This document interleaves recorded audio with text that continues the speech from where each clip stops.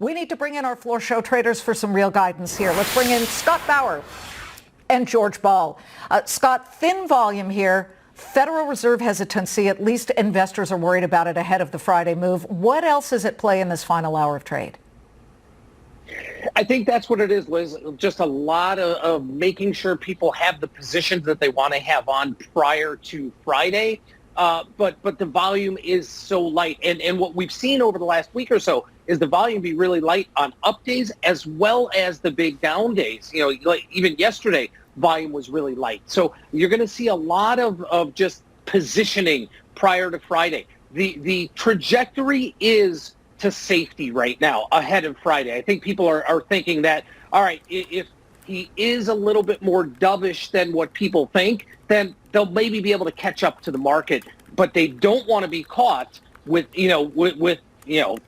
being behind the eight ball if he does come out hawkish and the market does take a big downturn. So that being said, Liz, you and I had this conversation last week when the VIX was trading almost under 20 about buying cheap protection when you can and not when you have to.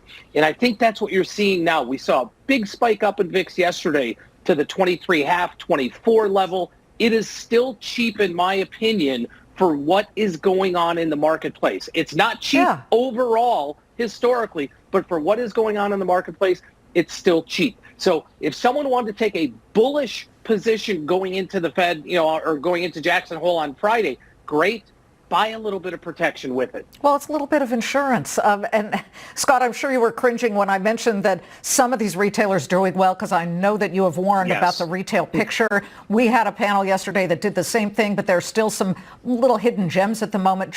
Scott, and then George, I want your opinions on the meme stock movements that we've had over, I guess you could say, since last Thursday through this afternoon. On certain days last week, Bed Bath & Beyond was going absolutely parabolic. It is not so at the moment. And yet we also have this ape story where now that one's up more than 20%. How do you view these, Scott? I hate them, Liz. I'll be just blunt. I hate them, and here's the reason why. I'm a trader. I work on fundamentals. I work on technicals. There are no fundamentals to these stocks here. So if I'm looking at this, I don't want to literally just place a bet.